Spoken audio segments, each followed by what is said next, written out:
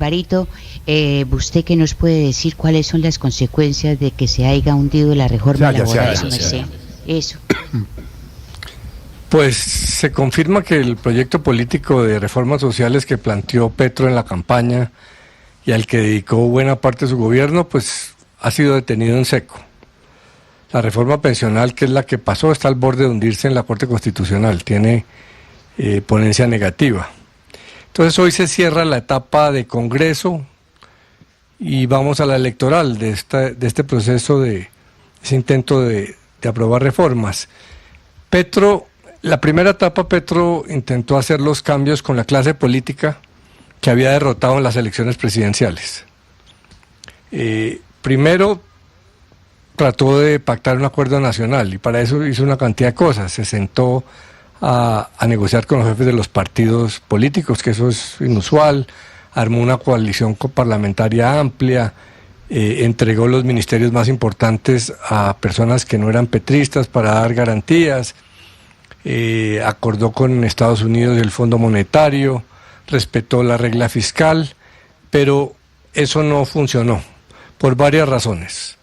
Una, que se equivocó arrancando con una reforma demasiado ambiciosa en un tema muy sensible como el de la salud. Cometió el mismo error de Bill Clinton. Años después Obama presentó una reforma más modesta y la sacó. Y lo otro es que la oposición se dio cuenta que con los escándalos y por el temor a los cambios de la salud podía derrotar a Petro en la opinión pública y se enranchó y apostó simplemente a que se fueran estos años así y a derrotar a Petro, que ha sido la obsesión de siempre del establecimiento, porque atajarlo, porque nunca habían logrado atajarlo. Consideran que ahora sí. Y luego Petro trató de conseguir los votos con clientelismo en el Congreso, como ha funcionado siempre el Congreso en Colombia. Le funcionó en la Cámara, pero no le funcionó en el Senado. Entonces ahora va a recurrir a enfrentar a esa clase política que enfrentó desde las presidenciales, tratando de sacar esas reformas adelante, pero por otra vía. Él ya venía enfrentando a la clase política del establecimiento en general retóricamente, con un discurso muy duro, pero no había tomado medidas prácticas para enfrentarlo abiertamente. Ahora sí, va a jugársela a las elecciones del 2026. Va a decir que la clase política no dejó hacer cambios y que como en el 2006, en el 2026 la culebra sigue viva y se necesita un nuevo periodo del petrismo, no de él, sino de un lugarteniente suyo, para terminar la tarea. Esa va a ser la plataforma electoral y la manera de intentar las reformas en un segundo periodo.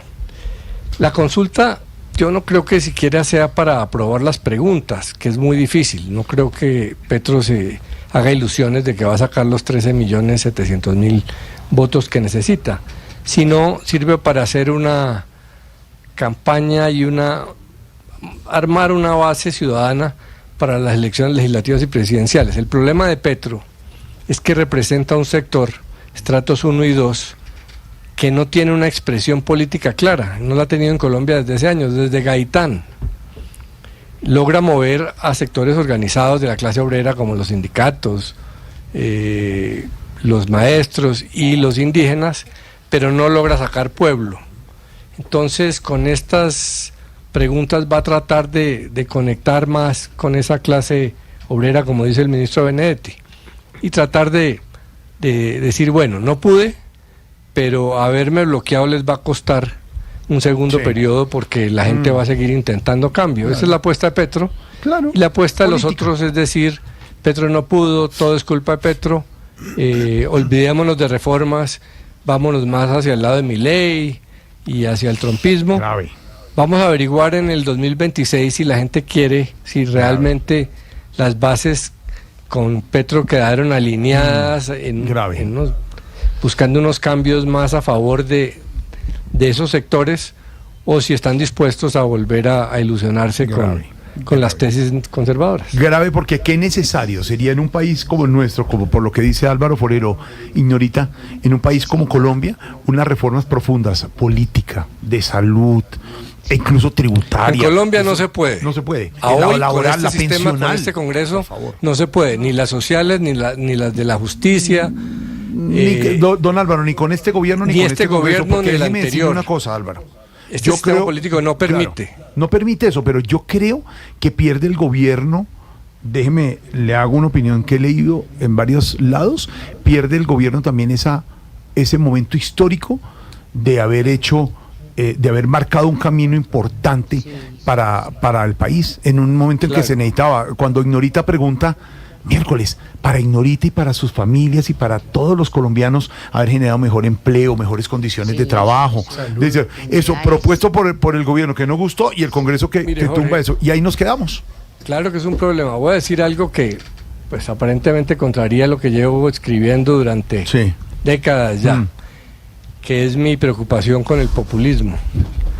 La verdad es que este tipo de cosas lo que hacen es mostrarle a una parte del país que la única forma es con populismo, que solamente con populismo Álvaro Uribe en el 2002 logró derrotar el bipartidismo, Gustavo Petro en el 2022, y que hay que recurrir a eso, y muy posiblemente vamos a tener candidaturas populistas de derecha y de izquierda como en las elecciones pasadas, porque eso es lo que era Rodolfo Hernández, porque este sistema político, estos partidos no permiten cambios, ni a este gobierno ni a los anteriores. El cambio estructural en Colombia no es posible, como si viviéramos en Dinamarca. Entonces, eso hace que los ríos se desborden y quién sabe a dónde lleguemos. Seguramente lo que viene con esto son intentos populistas para hacer reformas, porque los institucionales dentro del Congreso y tal no están siendo posibles. Ahí está. Parte culpa de Petro, claro. Petro se ha equivocado en muchas cosas, pero parte también culpa de un Congreso que ni hace ni deja hacer. Y frena. Déjeme un paréntesis, les cambio.